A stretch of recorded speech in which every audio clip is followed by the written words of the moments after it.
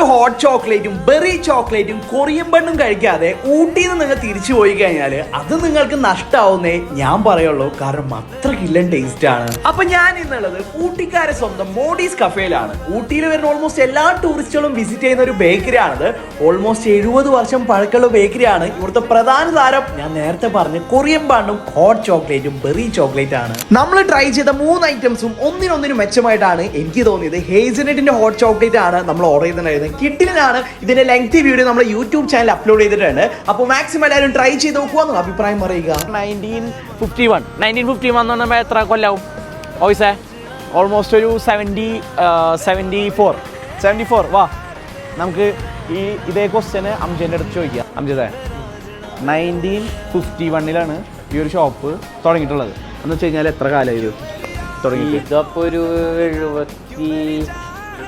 74 വർഷമായില്ലേ? കണക്കിൽ പണ്ടേ പുലി അംജദ്. മറ്റൊരു വീഡിയോ ആയിട്ട് വരുന്നവരെ ബൈ.